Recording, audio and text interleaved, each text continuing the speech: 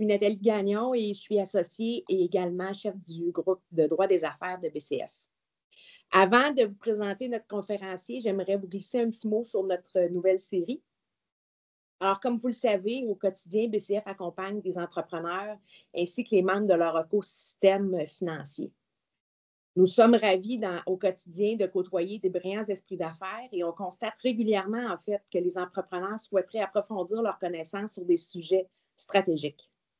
C'est ainsi qu'est née cette série de présentations pratiques et concrètes du type « Tout ce que vous auriez toujours voulu savoir sur » qui va aborder des sujets clés.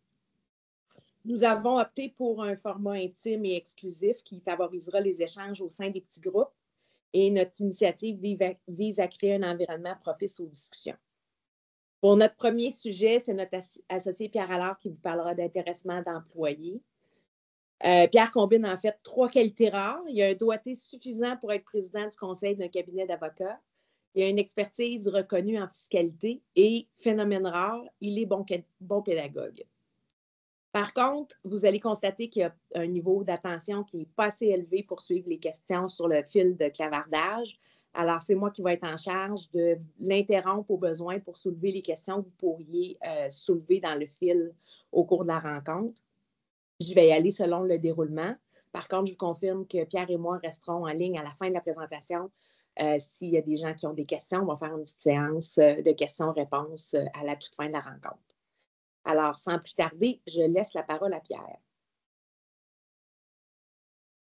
Merci beaucoup, Nathalie, pour cette belle présentation. Bonjour tout le monde. Je vous avoue que même rendu en 2024, je ne me suis pas habitué au format émission de radio.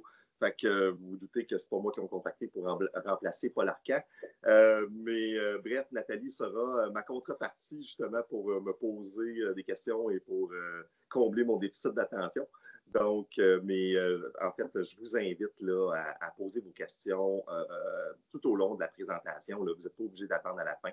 Si ça permet d'éclaircir un point particulier, ça me fera plaisir d'y répondre tout de suite.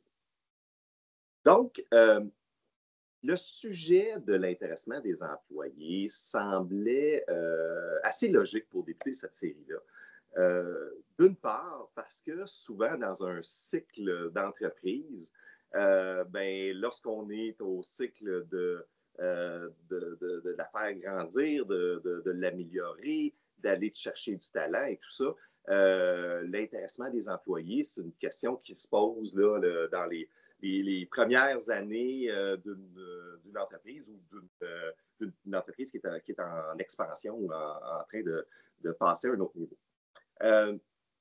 L'autre élément évident pour nous de dresser ce sujet-là, c'est que compte tenu de la rareté de main-d'œuvre, c'est difficile d'aller chercher du talent.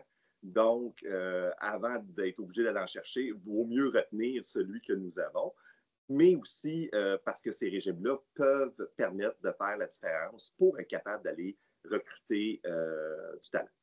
Donc, dans ce contexte-là, on voulait vous faire un survol là, qui va aller quand même dans un niveau d'explication assez élevé pour que vous puissiez avoir une idée générale de l'ensemble des familles de régimes qui puissent exister, qu'on puisse un peu démystifier là aussi toutes ces familles-là, et qu'on puisse comprendre les éléments clés, autant positifs qu'à faire attention d'un point de vue légal, mais aussi qu'on comprenne comment la fiscalité fonctionne. Parce que souvent, lorsque vous proposez ce genre de régime-là à une équipe de direction, ou que vous faites proposer ce genre de régime-là, une des premières questions qui va venir, c'est « oui, mais comment la fiscalité va fonctionner ?»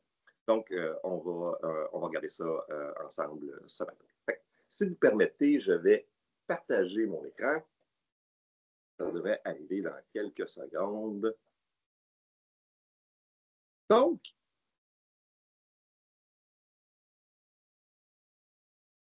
nous allons voir, je m'excuse, je vais m'adapter à la sensibilité de ma souris.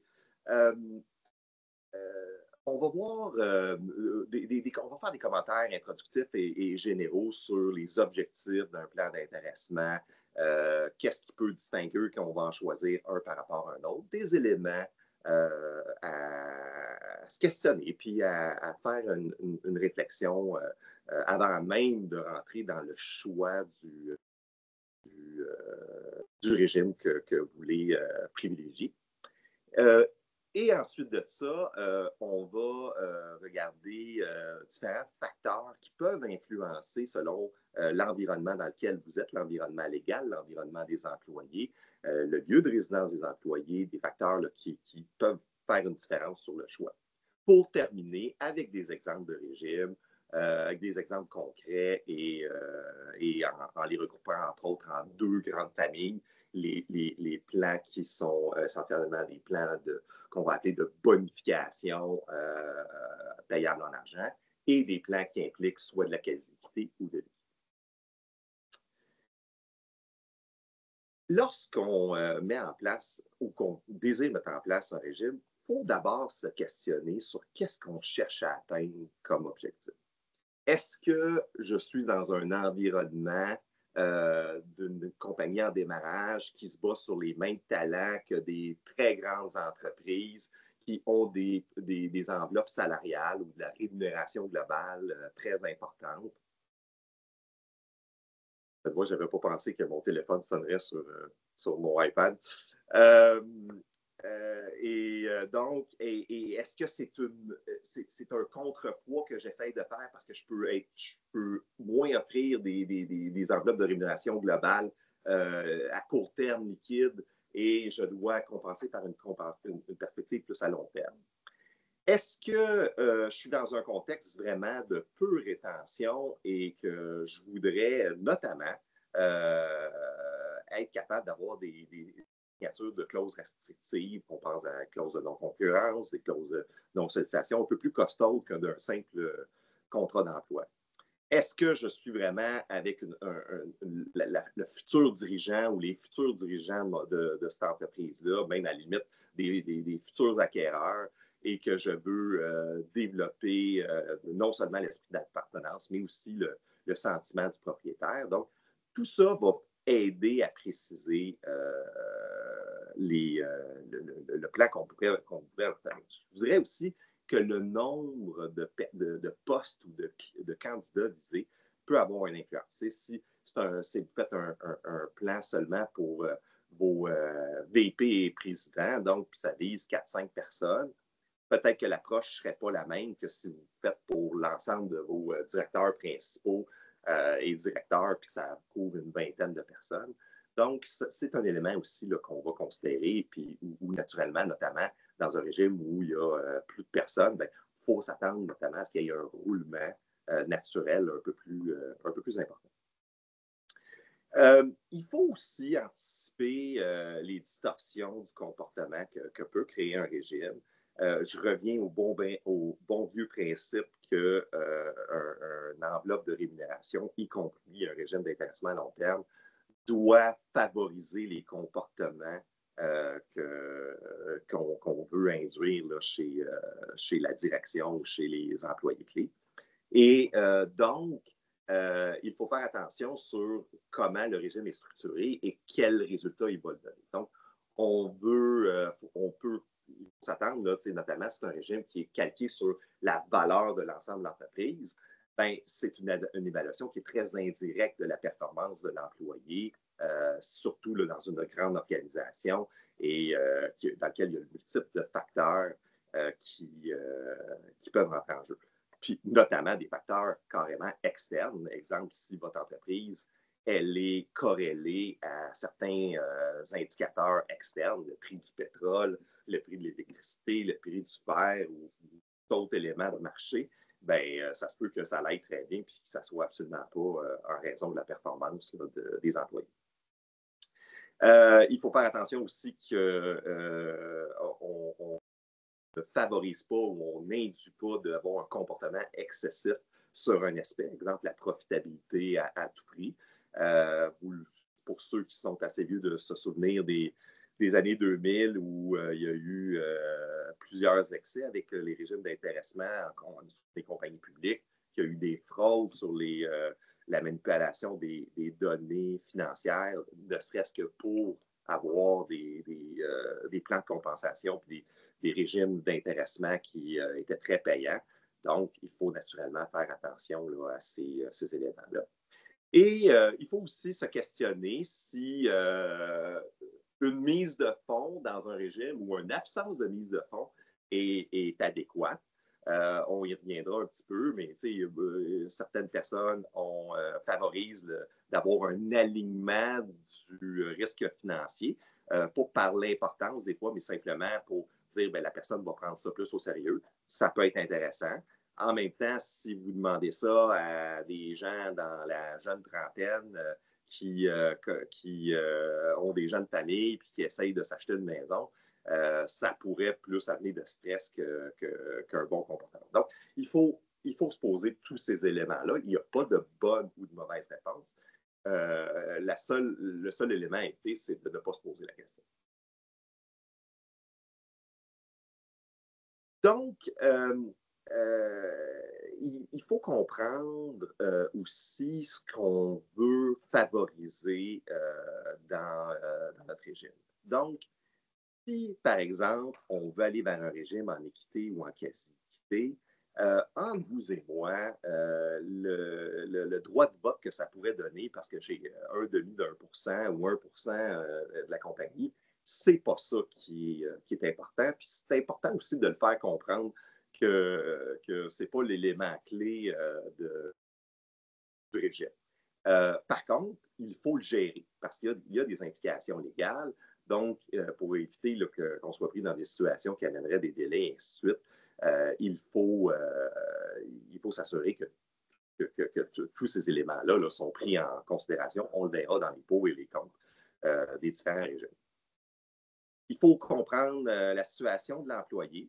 J'ai parlé, par exemple, de la situation économique. Il faut parler aussi de l'ancienneté. Si vous mettez en place un régime dans lequel c'est un nouveau régime, il y a une période où les gens peuvent gagner leurs unités ou leurs droits, leurs bonnies, et ainsi de suite, puis on traite sur le même pied ceux ça fait 20 ans qui sont là, de ceux qui viennent juste d'arriver parce que c'est un nouveau régime. Il faut voir les pour et les contre de ces éléments-là. La plupart des régimes vont permettre de tenir compte de l'ancienneté ou de tenir compte d'avoir des périodes pour gagner qui sont différentes.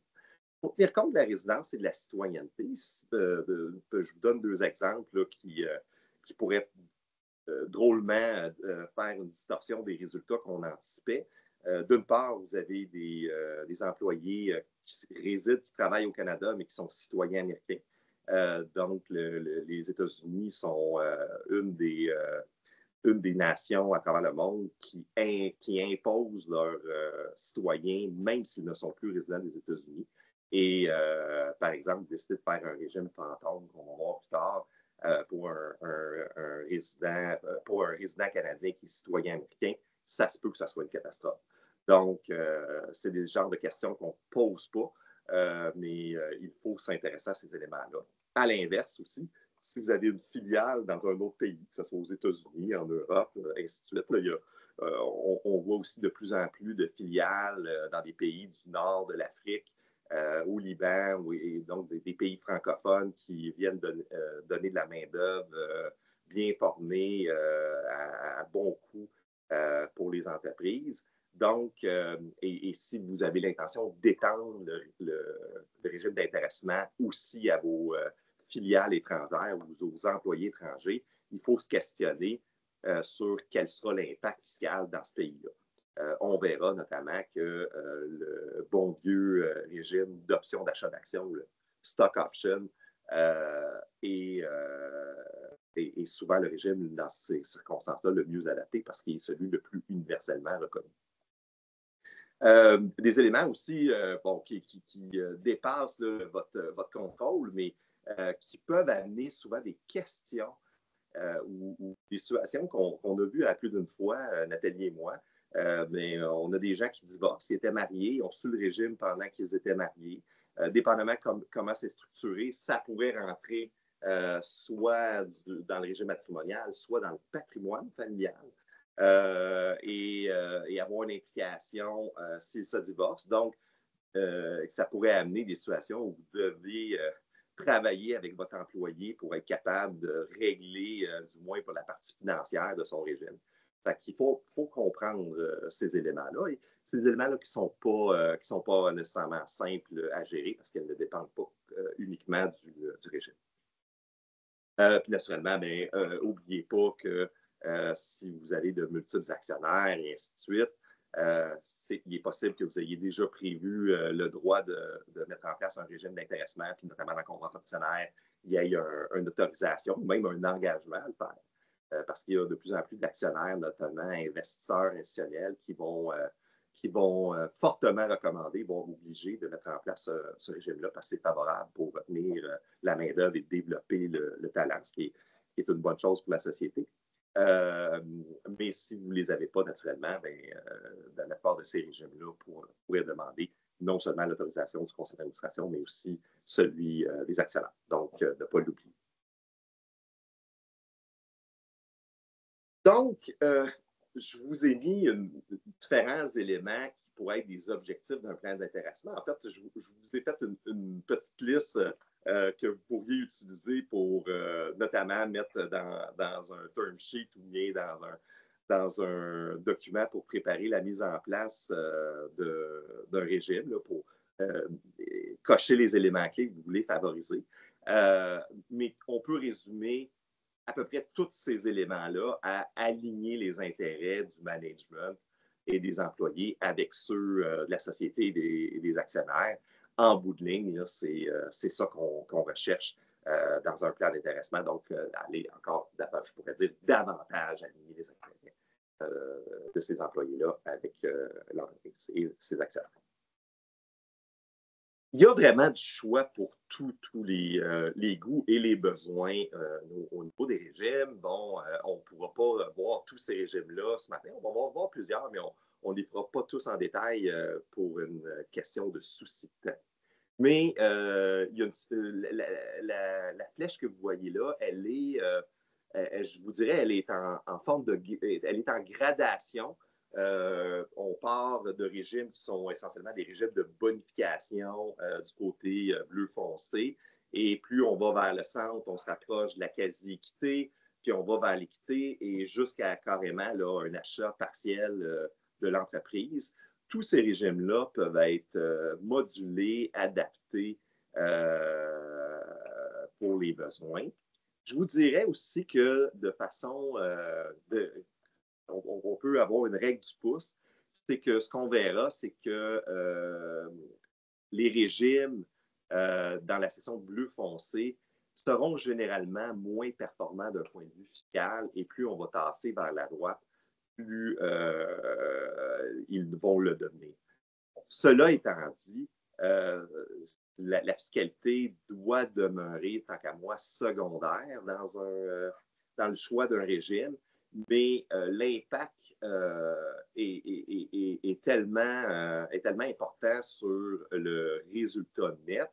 Donc, le résultat net peut vouloir dire aussi sur votre coût en bout de ligne, parce que si vous tentez de dire, moi, je veux atteindre tel objectif net pour tel employé par année ou sur une certaine période de temps, c'est sûr que si vous tenez compte de la fiscalité et de l'effet, ça se peut qu'en bout de ligne, ça vous coûte moins cher, soit en dilution, soit même en partage de profit. Donc, sans plus. Un dernier élément avant de rentrer dans les régimes.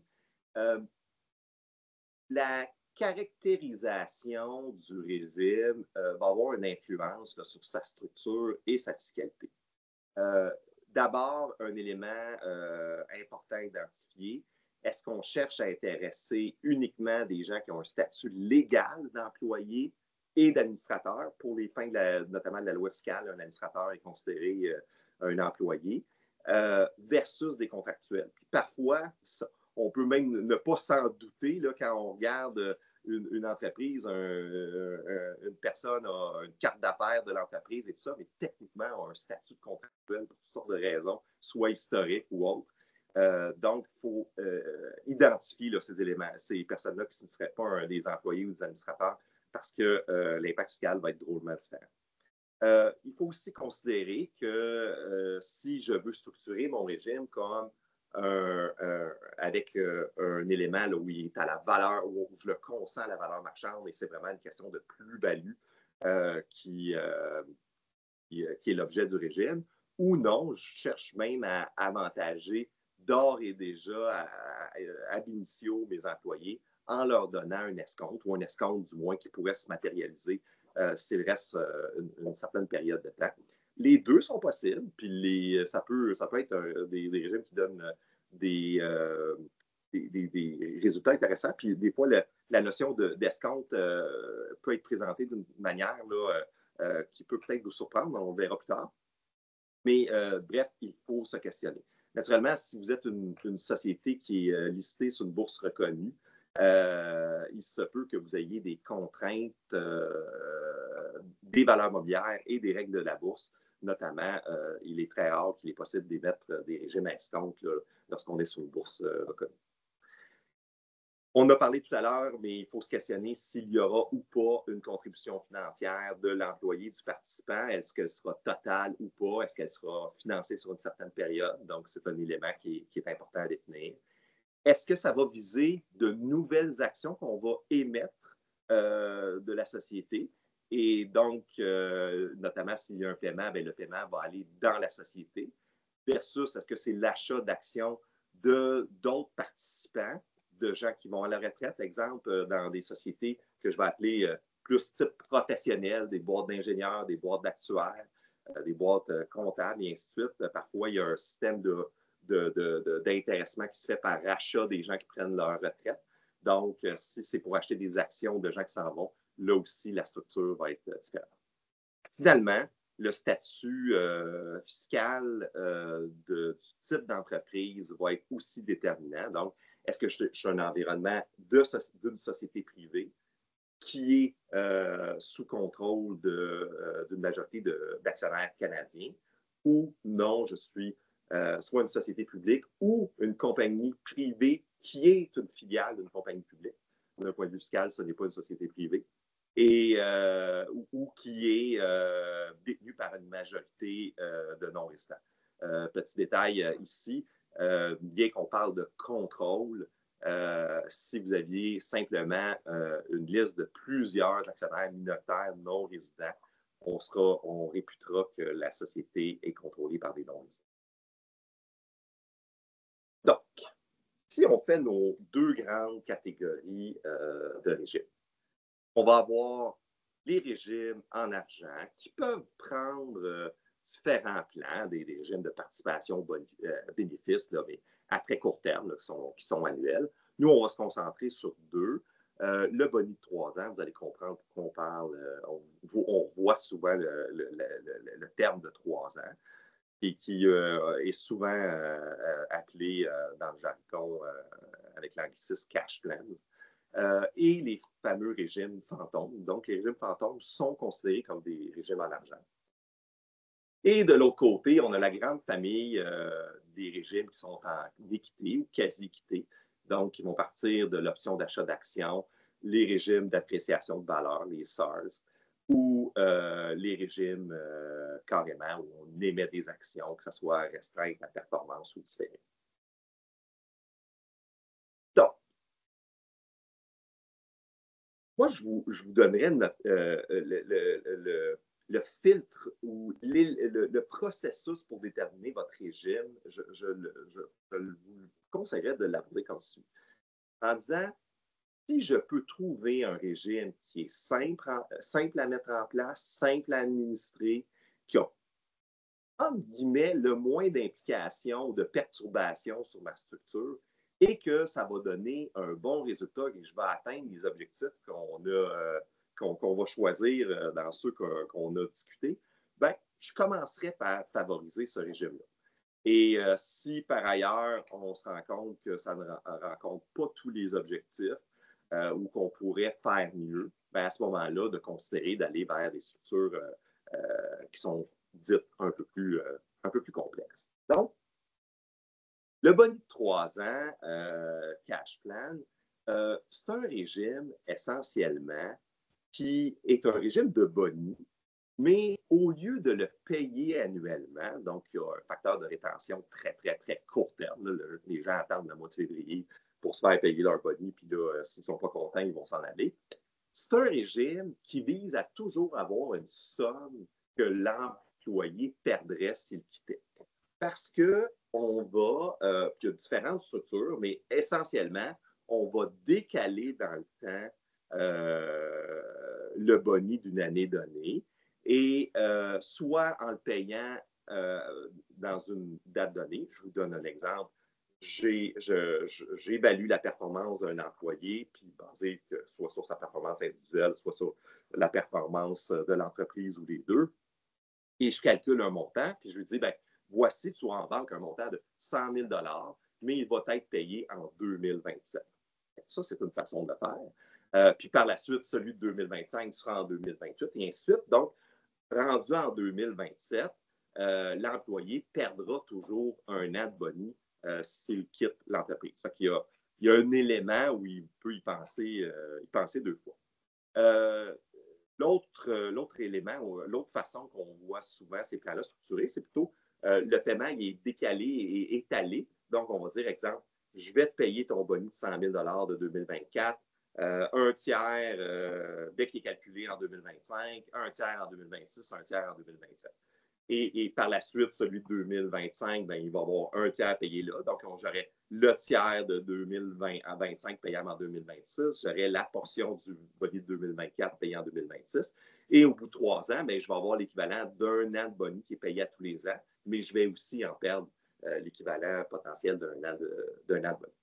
C'est des régimes notamment qui traditionnellement ont été utilisés beaucoup par les institutions financières notamment. C'est un régime qui est intéressant, qui est simple à mettre en place. Naturellement, vous pouvez rendre les cibles complexes comme vous le voulez, mais en soi, c'est un régime de boni, donc que ce soit bâti dans un contrat d'emploi ou dans un addendum, il n'y a pas d'autres implications que là. Bon. Donc, ça peut être un régime qui fait l'affaire. L'enjeu de ce régime-là, pourquoi il est parfois discarté, c'est qu'on ne peut pas appeler ça du long terme, tant qu'à moi. Donc, c'est plus un régime moyen terme avec un effet en continu là, de vouloir retarder là, un an de boni. Puis, la limite du 3 ans vient vraiment de la loi fiscale. C'est-à-dire qu'il y a une règle dans la loi de l'impôt qui fait que si je calcule un boni en argent pour une année donnée, exemple 2024, je ne pourrai pas différer le paiement plus de 3 années suivant le calcul du boni.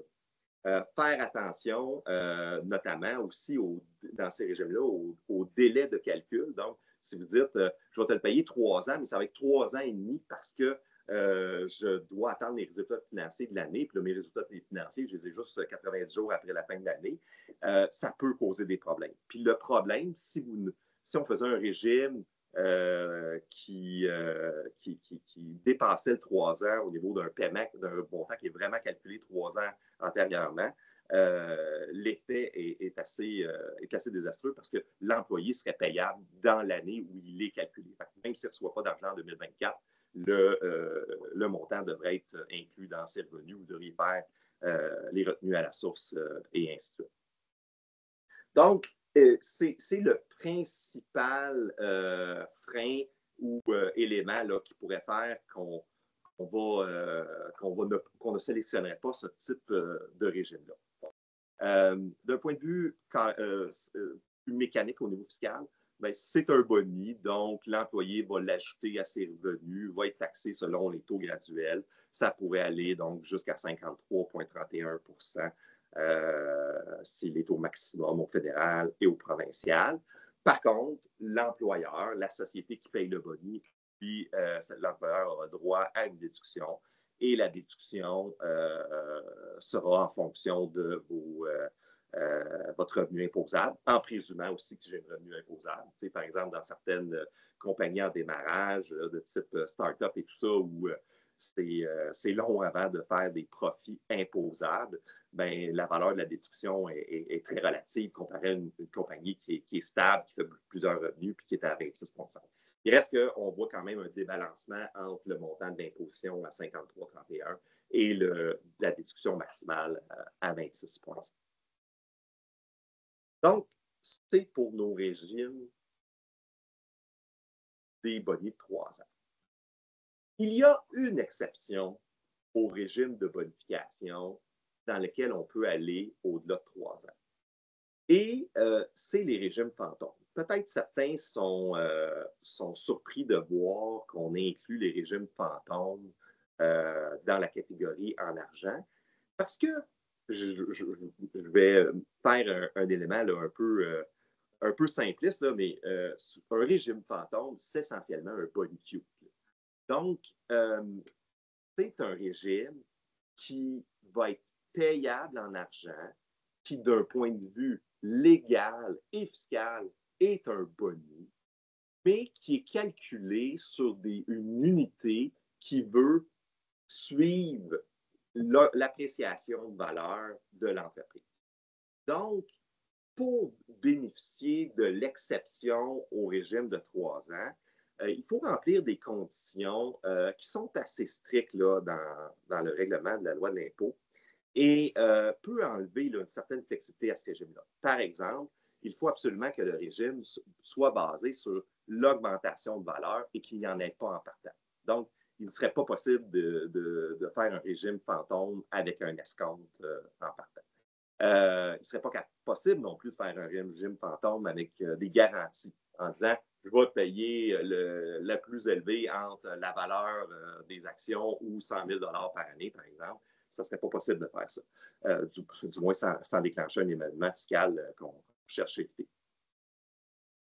Donc, c'est vraiment un régime là, qui va être basé sur la différence entre le point A et le point B. Aussi, la loi dit que le régime ne peut être payable qu'après un changement important dans le statut de l'employé. Qu'est-ce que ça veut dire? Bon, naturellement, si l'employé prend sa retraite, si malheureusement l'employé décède ou arrêté pour cause d'inaptitude, il n'y a pas de souci. Ça pourrait être parce qu'il change de poste. Ça, je pense qu'on pourrait avoir un certain confort à ce niveau-là. Mais ça ne pourrait pas juste être je te le paye quand tu veux ou je te le paye après 5 ans là, sans autres termes et conditions. Donc, ça enlève un petit peu de flexibilité. Le bon côté, par contre, si pour toutes sortes de raisons, tenez à avoir un régime qui suit la valeur de l'action, mais qui a absolument d'aucune façon, de près ou de loin, confère des droits d'actionnaire à un employé, c'est à peu près le seul régime qui va exister. Donc, c'est dans ces circonstances-là que des entreprises pourraient être intéressées à aller chercher ce régime-là. L'employé, étant donné qu'il n'acquiert pas d'autres statuts dans l'entreprise, ben, les conditions des clauses restrictives, on vient à la non-concurrence et la non-sollicitation, seront analysées comme celles d'un employé de son niveau. Donc, on ne pourrait pas faire d'appliquer la clause comme un actionnaire, par exemple. Donc, c'est un élément aussi à prendre en considération. J'ai fait allusion aussi, c'est un régime qui est vraiment particulier à la fiscalité canadienne. Donc, si on essaie d'étendre ce régime-là à des employés qui sont non résidents ou des employés qui ont la citoyenneté US, s'assurez-vous qu'ils consultent leur fiscaliste dans leur pays parce que ça se peut que ça ne donne vraiment pas des bons résultats. Je continue. Fait que, il y a un petit délai. Okay. Donc, bon, la fiscalité, je m'excuse, j'ai passé cet élément-là, mais c'est exactement la même chose que tout à l'heure. C'est-à-dire que comme c'est un boni, ben, ça s'ajoute au revenu. On peut taxer jusqu'à 53,31. l'entreprise aura droit à un paiement, mais ça va être une déduction aussi à son taux habituel en autant que la société paye de l'impôt. Donc, c'est aussi un des éléments, entre guillemets, qu'on pourrait mettre peut-être du côté des côtés moins intéressants de ce type de régime-là. Je pourrais dire aussi de façon un peu générale, là, sans faire de statistiques, que le régime fantôme est un peu celui qui suscite le plus de curiosité, où les gens, là, comme « Ah, il y a un régime fantôme, ça a l'air cool. » Et souvent, quand on commence à l'expliquer, le détailler, puis regarder les objectifs, on se rend souvent compte que ce n'est pas le meilleur des régimes. Donc, c'est un régime dans lequel on parle souvent, mais en bout de ligne, qui n'est pas très, très commun, là, parce que ça prend vraiment des objectifs ou des contraintes importantes là, pour peut-être être le favoriser. Changeons de famille. Allons du côté des familles, des régimes d'intéressement en équité. Et commençons par l'option d'achat d'actions. Le premier commentaire que j'aimerais faire, c'est que les régimes d'option d'achat d'actions ont été conçus et développés dans un contexte de société publique.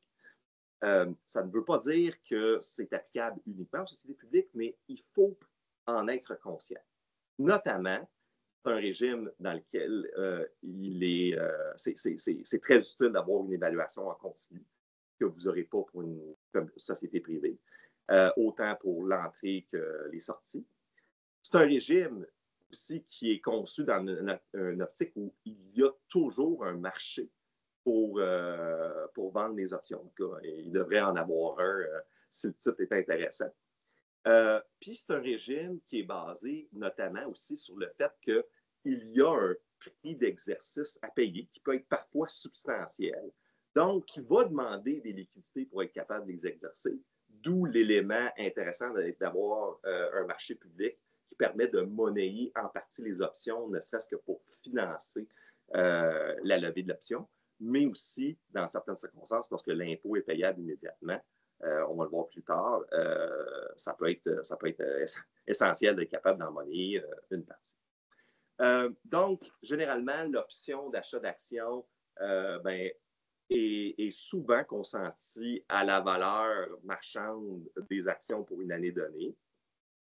Ça va être notre point de référence. Le gros avantage de l'option d'achat d'actions, c'est que je n'ai pas à me commettre à court terme financièrement, donc je n'ai pas à faire l'investissement et acheter des actions pour prendre le risque. Je peux voir comment ça évolue et savoir quand je les exerce s'il y a une plus-value ou non. Donc ça, c'est l'élément qui est très intéressant des régimes d'options.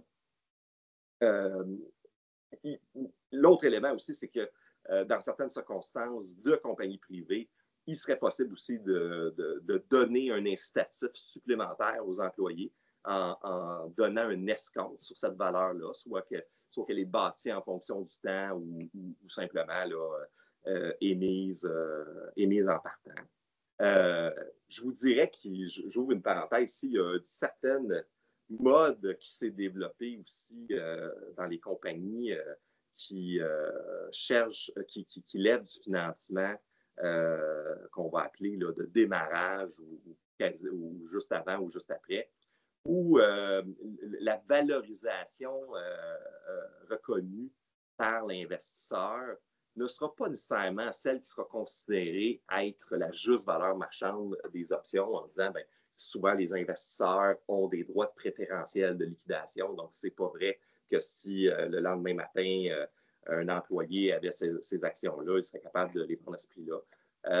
Il y a des pour et des contre, tant qu'à moi, à cette pratique-là, mais je veux juste que vous sachiez, que vous soyez conscients. C'est peut-être une des dernières tendances là, qu'on voit là, dans ces contextes-là avec les régimes d'options.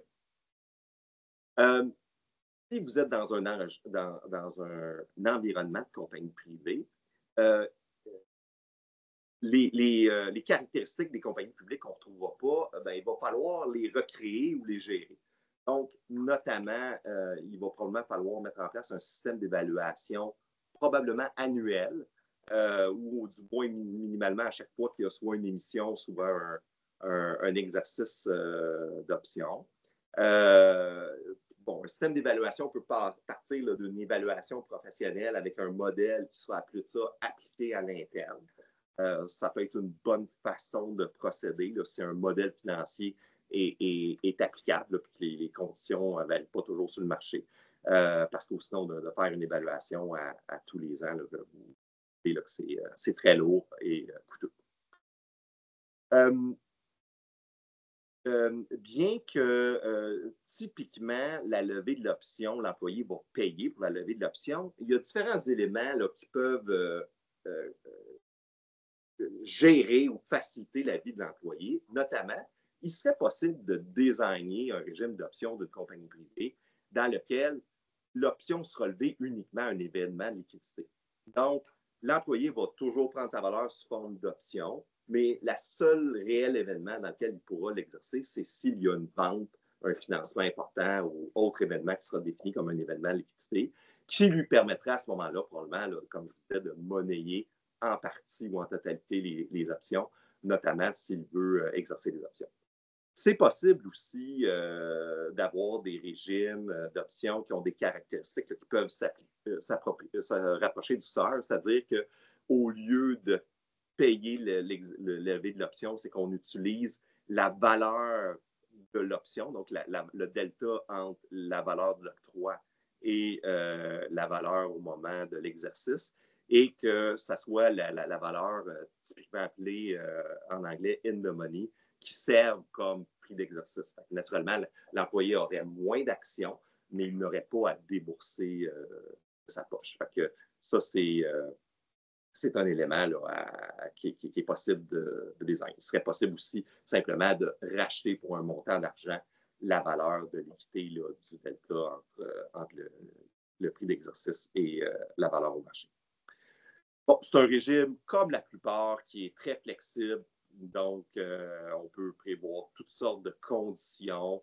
D'une part, au niveau pour gagner, préféré en anglais, vester les options. Ça peut être en fonction du temps, mais ça peut être en fonction d'objectifs individuels ou corporatifs. Ça peut, puis aussi les situations de rachat, d'annulation de l'option ou des actions qui sont exercées suite à l'option peuvent varier et peuvent être à des prix différents s'il y a démission, congédiement pour sans motif, décès, inaptitude, etc., etc. Donc, il n'y a pas de bonne et de mauvaise réponse à cet élément-là. C'est plutôt, le régime va être soit atteindre ses objectifs, d'être intéressant ou pas pour les employés si les conditions sont bien pensées.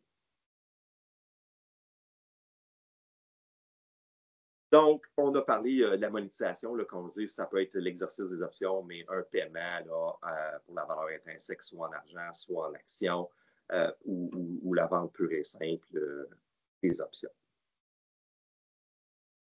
Au niveau de la fiscalité, un petit décalage. Au niveau de la fiscalité, ça commence à être intéressant, ou plus intéressant qu'un régime de bonus si naturellement on a les lunettes, la perspective de l'employé uniquement. Donc, essentiellement, ce qui est important de retenir, puis on va le voir avec un graphique tout de suite après, c'est qu'il y a deux phases dans l'imposition du régime d'une option. Il y a d'abord la phase d'appréciation de valeur entre le moment de l'octroi et le moment de la levée. Donc, tant que l'employé est détenteur de l'option et qu'elle n'a pas été exercée, puis qu'elle a été gagnée ou pas, cette option-là, toute la valeur qui va être prise à la base, c'est du revenu d'emploi, c'est du salaire. Donc, là, Pierre, vous allez me dire, Pierre, il n'y a pas grand avantage par rapport à l'autre élément.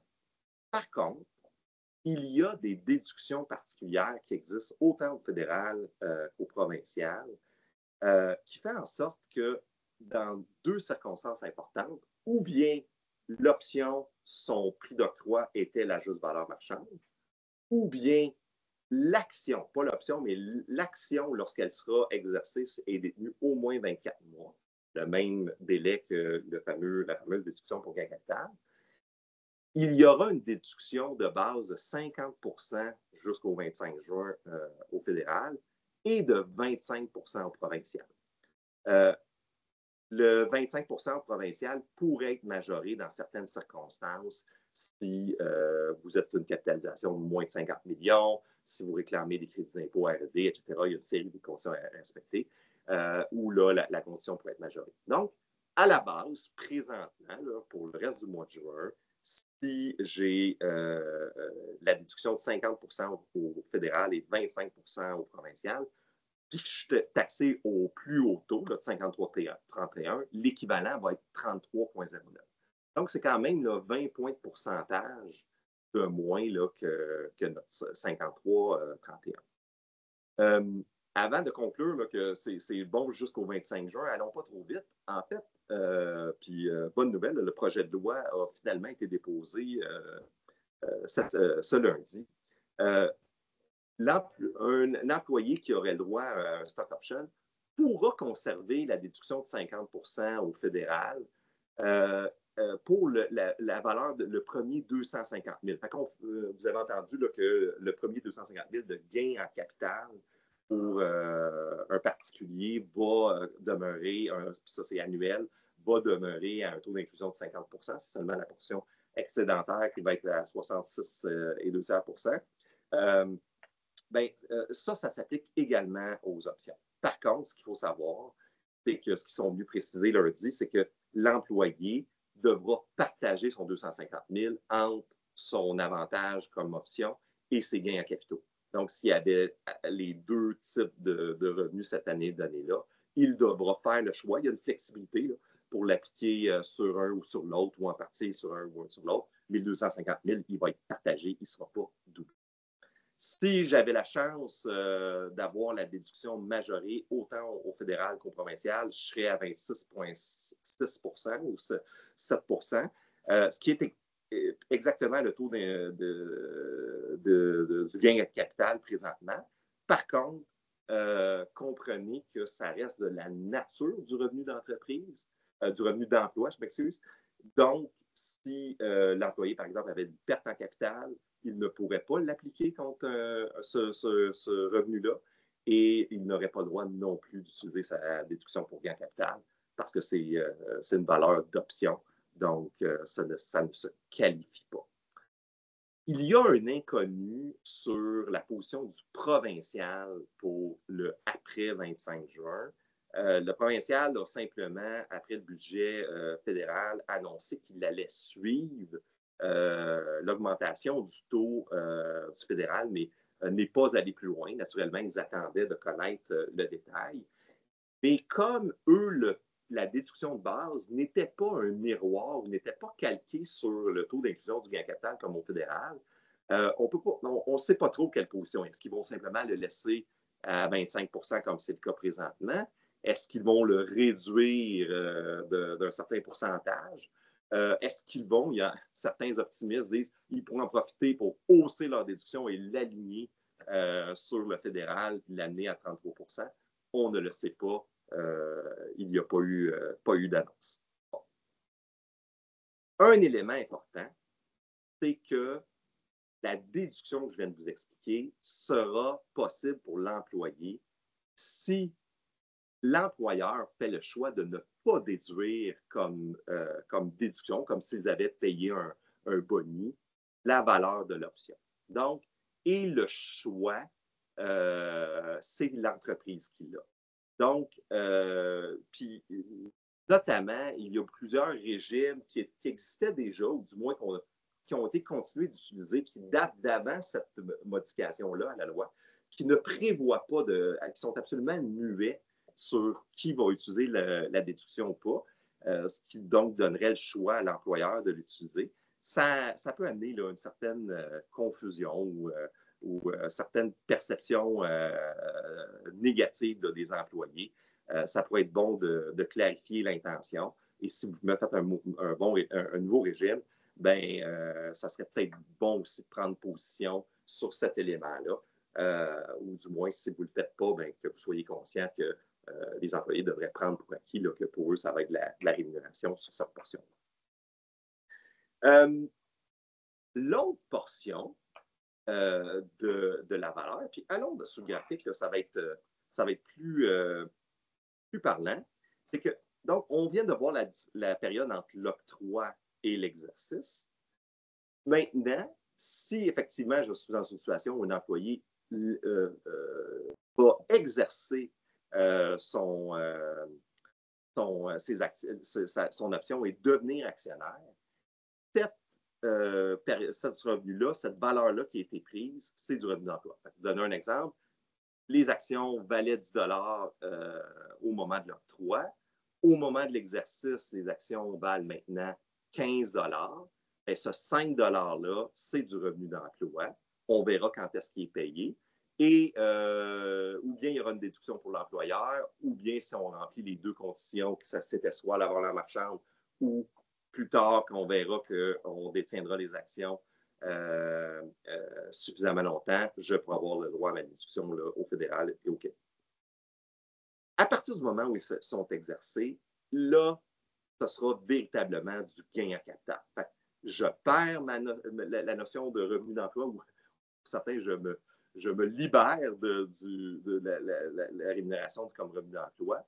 Et là, je vais vraiment avoir du gain en capital. Donc, imposable jusqu'au 25 juin à 50 %, après le 25 juin pour le premier 250 000 pour les particuliers, et possibilité d'utiliser la déduction pour gain capital. La déduction pour gain capital va être jusqu'au 25 juin de 1 016 836. Elle va être majorée le 24 juin, après le 24 juin, à 1 250 000 par individu. Et l'indexation va reprendre en 2026. Il n'y aura pas d'indexation en 2025, mais en 2026, c'est l'indexation qui va continuer de reprendre.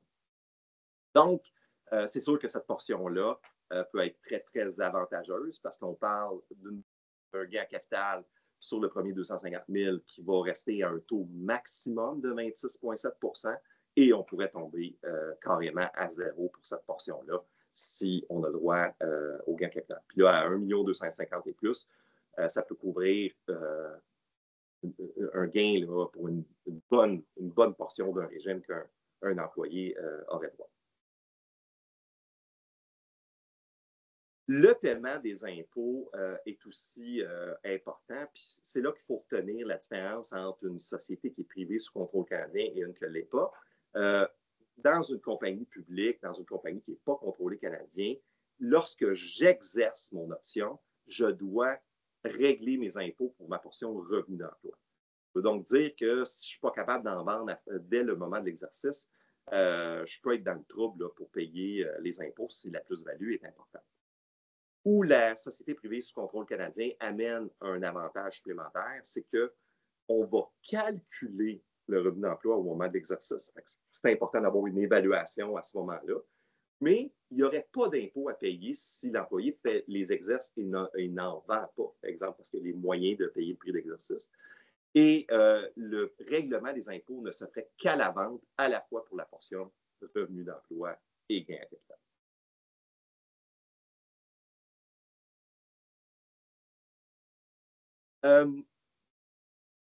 Maintenant, et je vois le temps passer, on est juste correct pour voir le dernier régime sur lequel je voulais attirer votre attention.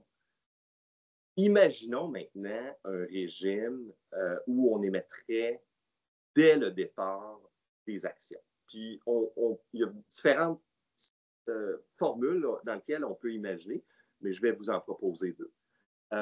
Le premier serait un régime où on voudrait faire exactement donner le même résultat qu'un régime d'option, un stock option qu'on vient de voir. C'est-à-dire qu'on veut,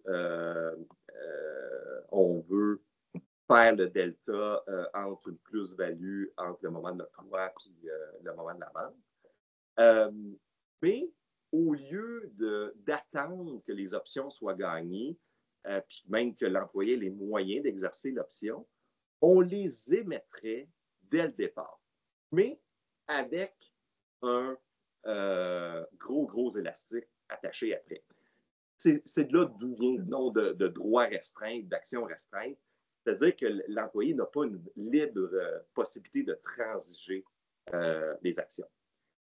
Donc, c'est ce qu'on va appeler là, je m'excuse l'anglicisme, du reverse vesting, c'est-à-dire que l'employé va gagner le droit de conserver les actions et la valeur qui viennent à mesure, exemple, soit que le temps va passer ou que les objectifs, les milestones seront rencontrés.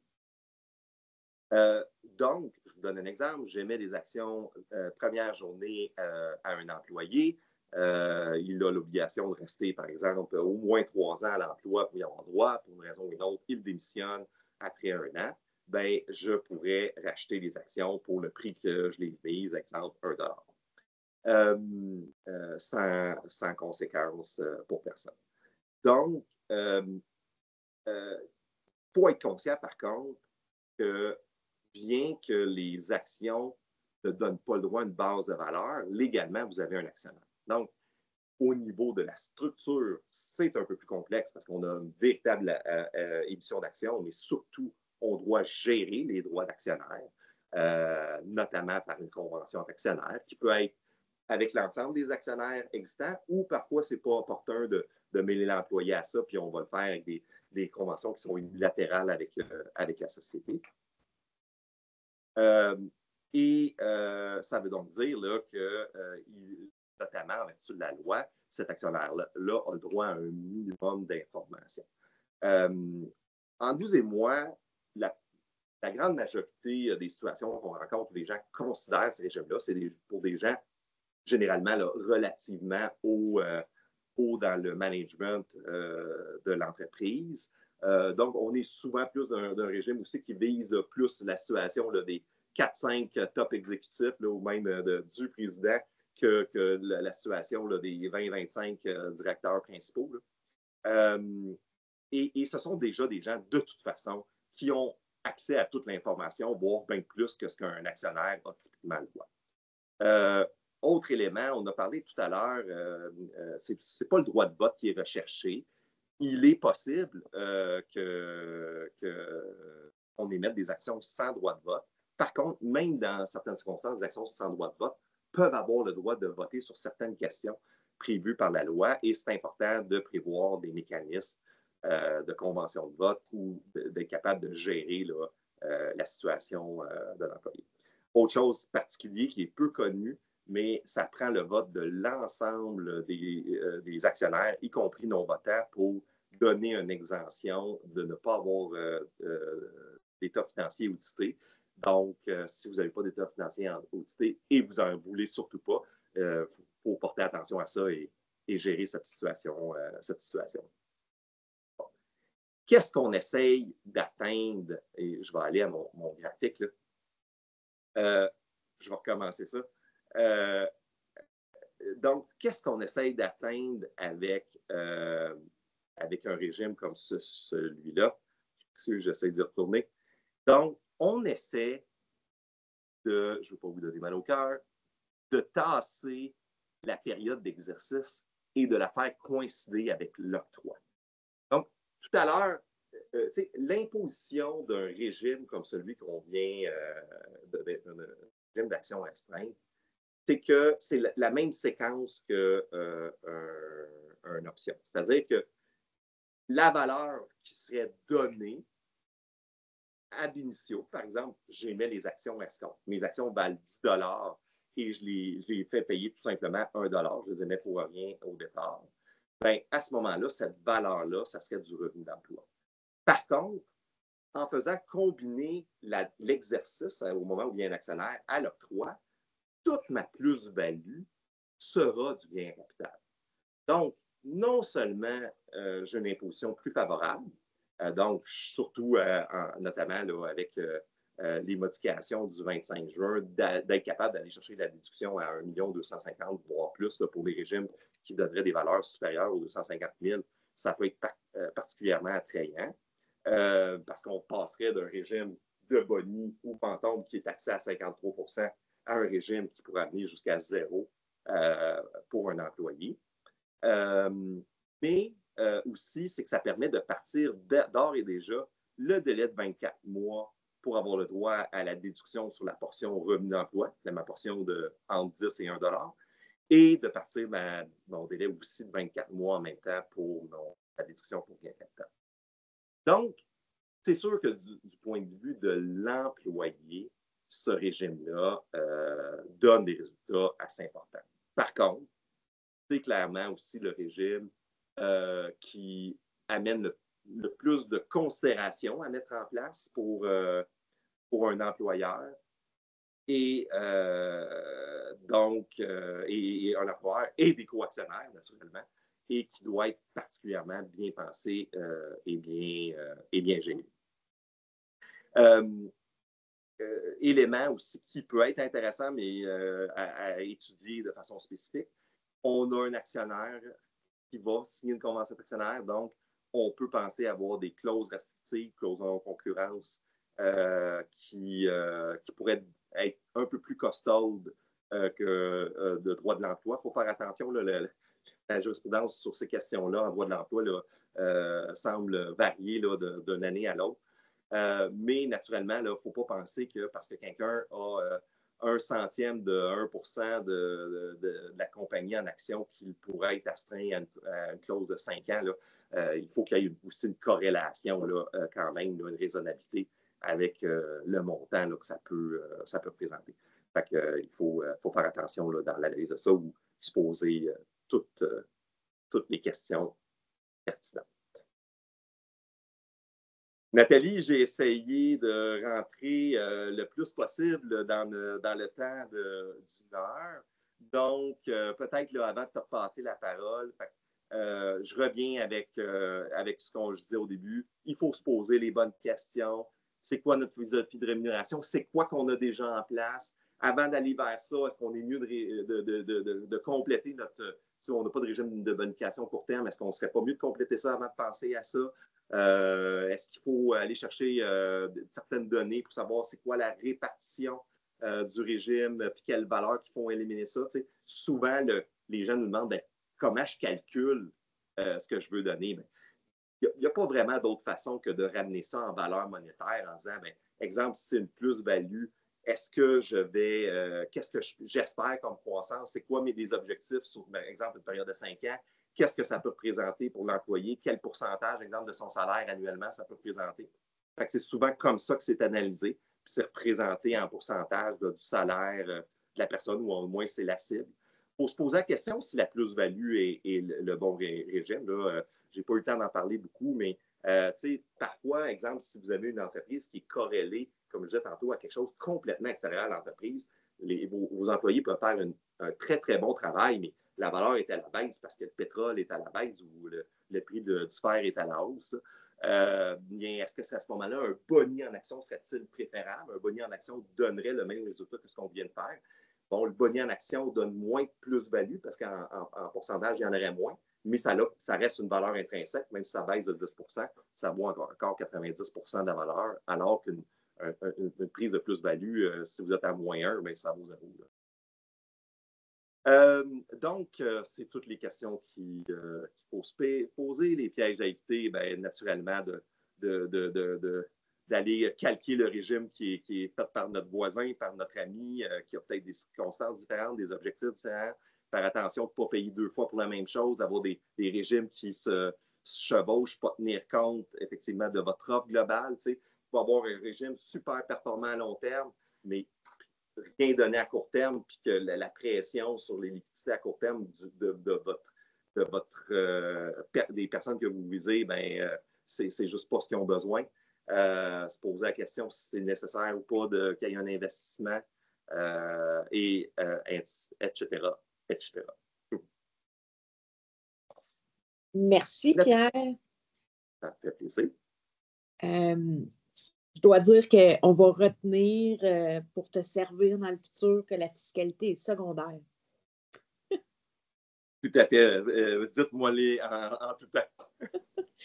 Moi, je retiens 2 choses, puis on essaie de voir, comme vous le savez tous, puis on s'en excuse, c'est une première, puis on réalise qu'on a peut-être moins d'accès facile aux questions qui peuvent avoir été soulevées, puis je comprends qu'il y en aurait une dans le chat room en ce moment, mais on n'y a accès ni l'un ni l'autre, moi et Pierre. Alors, on s'en désole, on essaie de l'avoir, mais la personne qui a posé la question, si vous êtes, qu'on n'est pas en mesure d'y répondre, on pourra le faire dans un échange par la suite.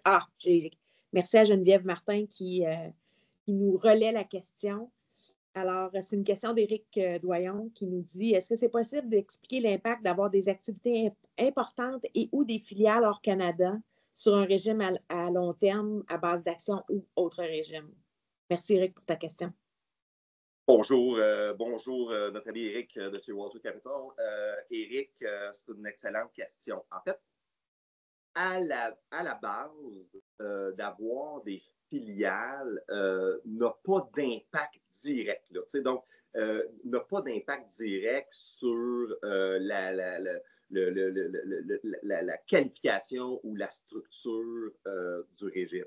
Par contre, il peut y avoir un impact important, dépendamment comment sont détenues vos filiales étrangères, c'est sur la qualification pour la déduction pour gain capital. Donc, sans rentrer dans tous les critères à observer pour se qualifier pour la déduction pour gain capital, il faut que 90% de la valeur des actions d'une compagnie soit représentée par de façon simpliste, des activités au Canada. Et même si la compagnie canadienne n'avait aucune activité à l'étranger, mais qu'elle détenait un actif qui est un placement dans une filiale étrangère, donc pensez à une structure où la compagnie opérante canadienne détient la ou les filiales étrangères, mais si ces actions-là représentent plus que 10% de la valeur, la compagnie ne se qualifiera pas. Et ça peut être complexe là, de venir rectifier la situation là, ou corriger ça. Donc, c'est là qu'il pourrait y avoir un élément. Donc, si je fais un beau design pour faire un régime d'action comme on vient de discuter, et que finalement, je ne me qualifie pas, je vais m'être compliqué la vie pour rien.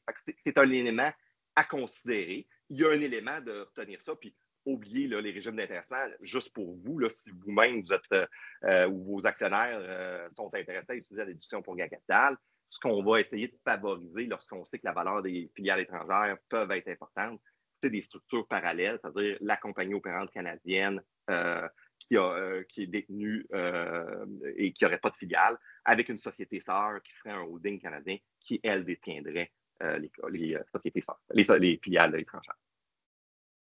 J'espère que ça répond à la question, Éric. Merci, Pierre.